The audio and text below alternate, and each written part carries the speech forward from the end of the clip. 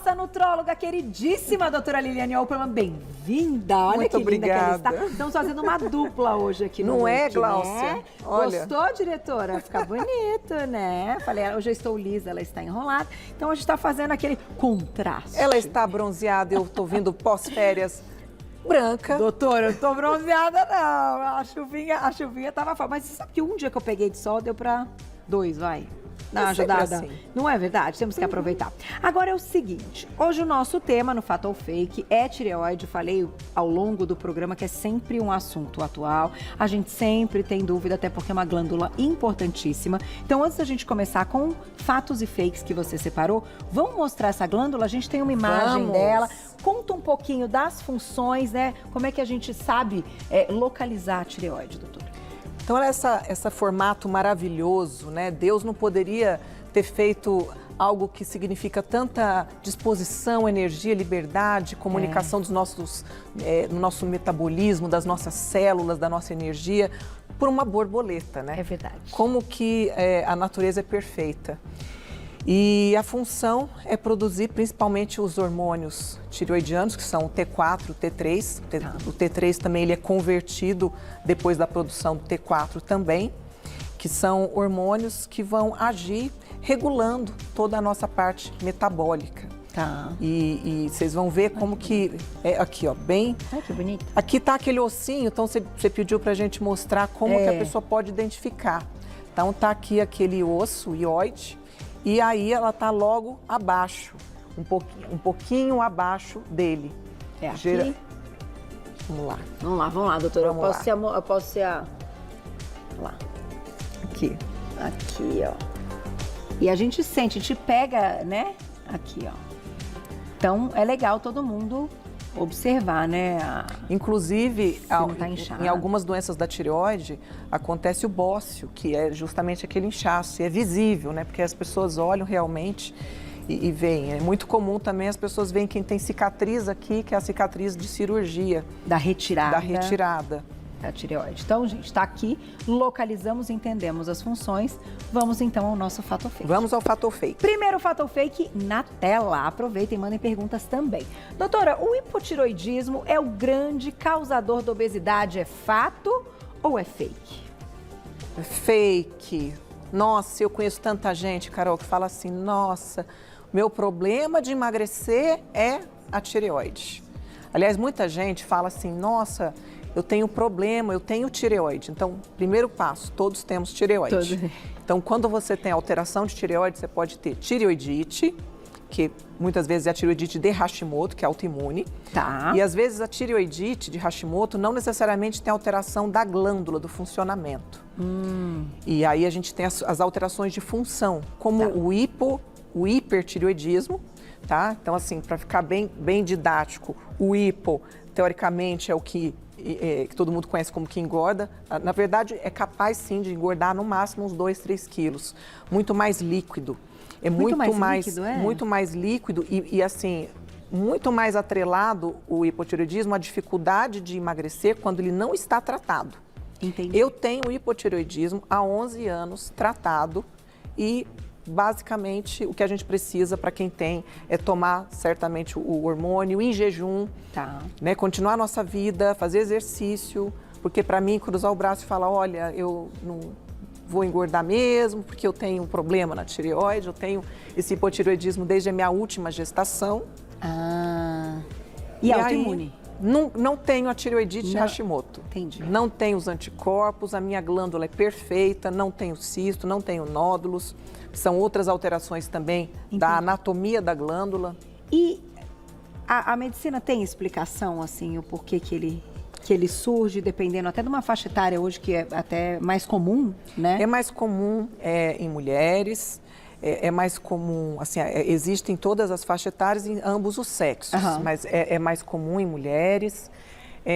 Pós-gravidez também, mulheres multíparas, o histórico familiar ele é muito importante, né? O estilo de vida, a alimentação, a carência nutricional, passar por estresse, que o estresse são gatilhos que despertam as nossas tendências hereditárias genéticas no caso, daquilo que a gente tem predisposição a desenvolver. Bom, tratado, corrigido, é como se tivesse tudo normal. Eu acho que no meu caso é até acima do normal, porque quando a gente sabe que tem um problema, aí a gente cuida de perto. Então, vira e mexe, a gente está ali fazendo os exames. Para a pessoa que não tem, muitas vezes ela fica mais tranquila e passa assim, ai, doutora, eu não faço um exame desde antes da pandemia. Nossa. Sabe? O certo, o ideal para quem tem hipotireoidismo é fazer quando já está controlado a cada 6 meses, mas até encontrar a dose correta do medicamento, é fazer a cada 3 meses. Até chegar na dose ideal.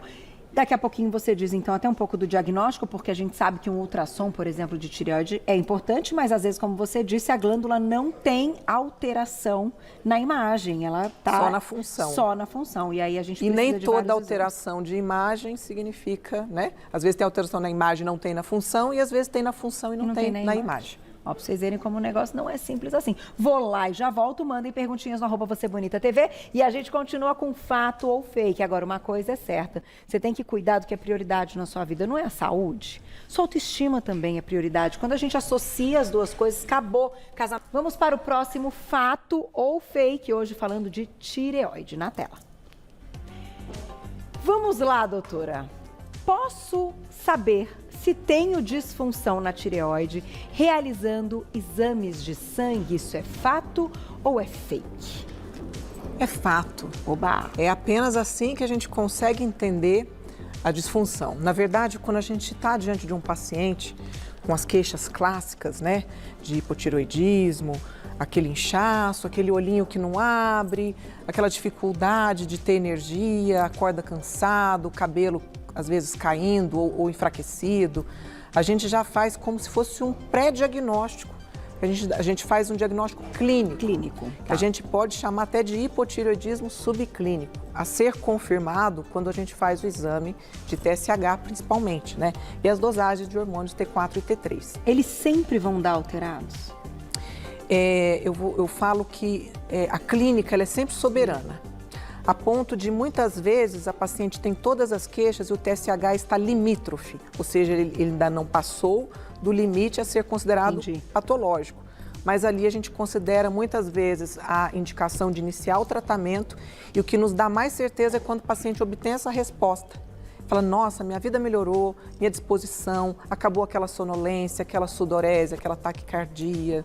Tudo isso. Né? Sensação de desmaio, não posso ver um sofá.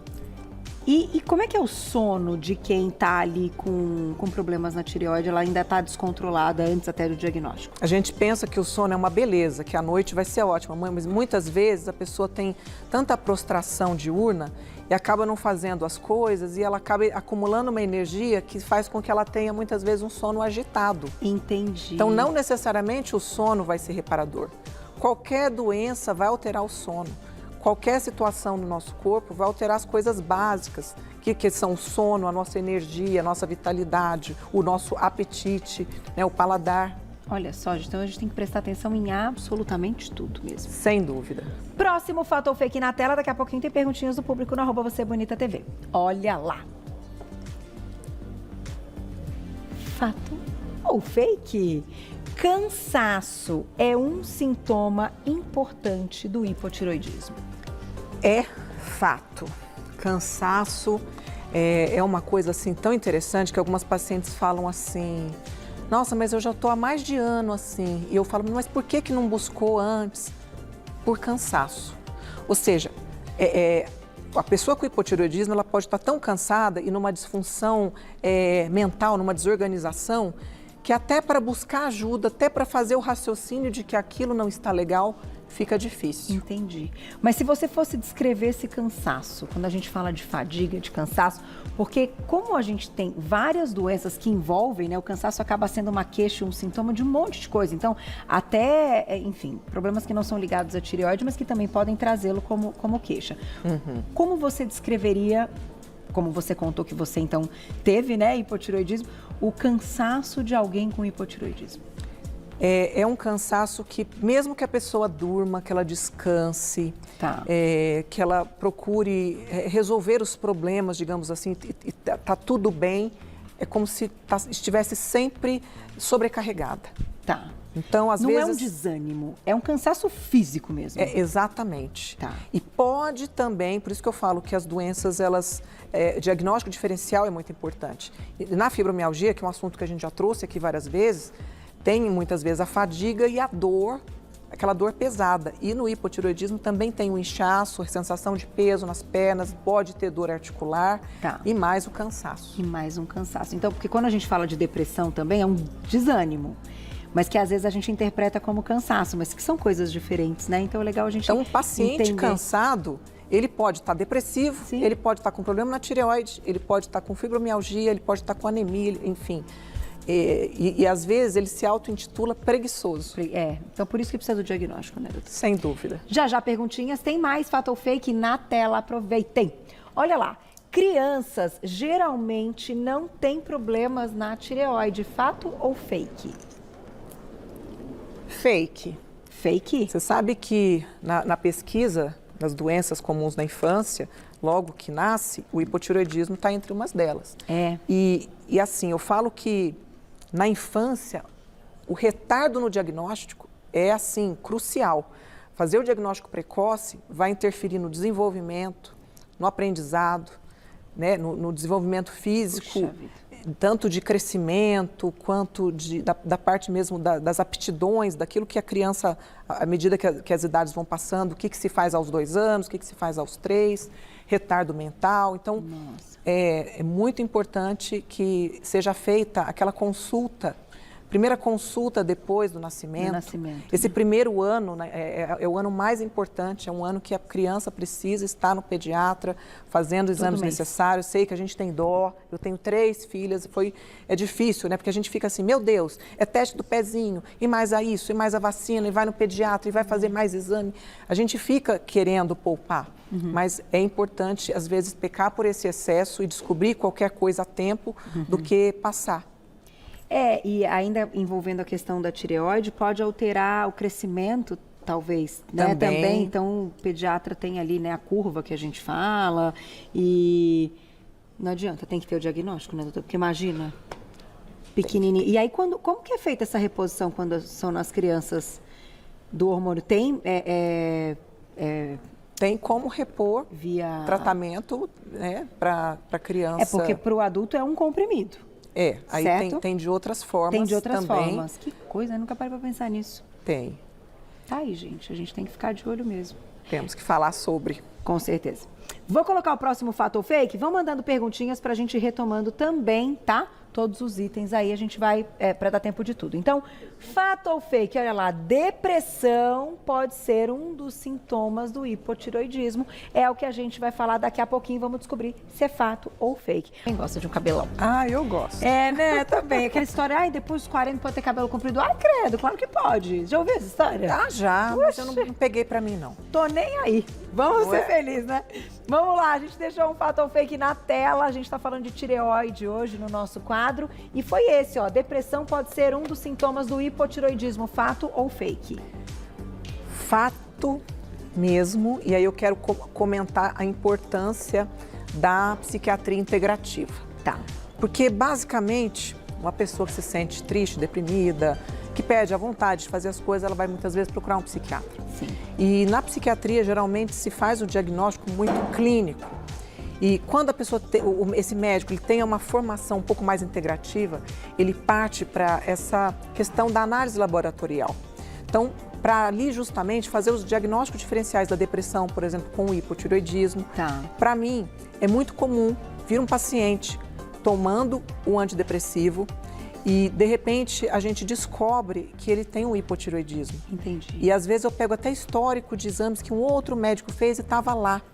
E aí, o que acontece? Ele tomou o antidepressivo, muitas vezes o antidepressivo dá mais sonolência, aí a pessoa fica ali naquele ciclo, que não chora, mas também não tem energia. Entendi. Então, a gente tem que tratar, pode existir as duas coisas juntas. Pode, né?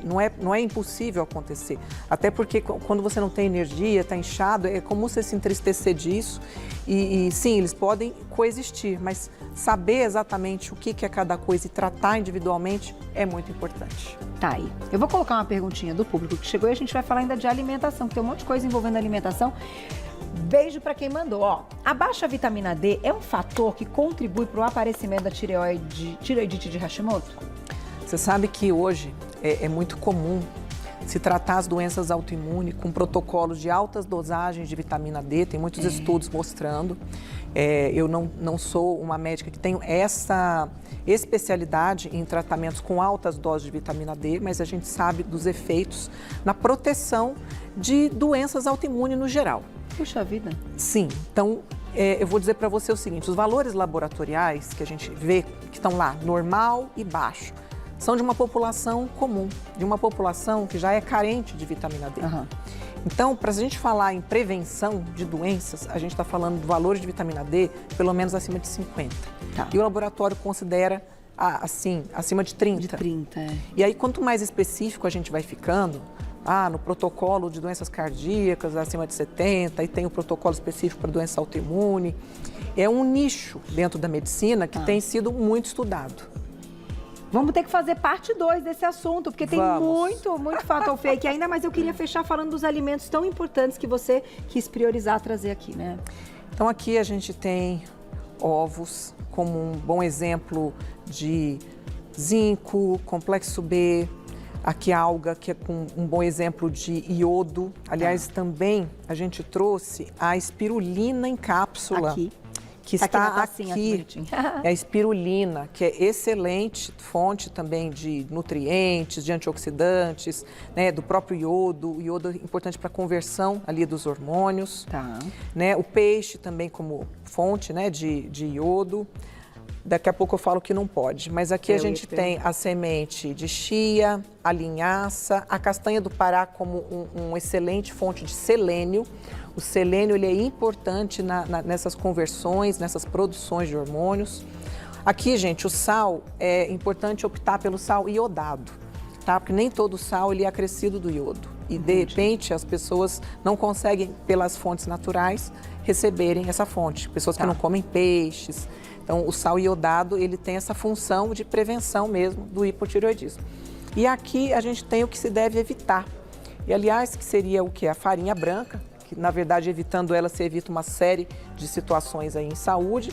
A soja, como sendo um dos alimentos assim, que são os mais transgênicos, existe não transgênica, mas é difícil de encontrar. Fora os fitoestrogênicos e os xenoestrogênios que alteram, que por serem semelhantes ao hormônio, podem fazer toda uma alteração. Puxa vida. E aqui estão as cápsulas da silimarina para proteger o fígado. Que o fígado tem tudo a ver com tireoide, porque é lá que tem algumas conversões importantes. Então essa parte do fígado vai ficar para a próxima vida de doutora Liliane Opperman. Vai lá para acompanhar esse trabalho dela maravilhoso, @doutora por extenso Liliane, @doutora por extenso Liliane, tudo junto, você já encontra todo o trabalho. E daqui 15 dias ela está de volta. Obrigada mais uma vez, sempre um prazer recebê-la. Sempre um Feliz prazer. Ano Novo, para você também, um beijo. E a gente volta amanhã ao vivo, 12:30, sexta-feira. A gente se diz.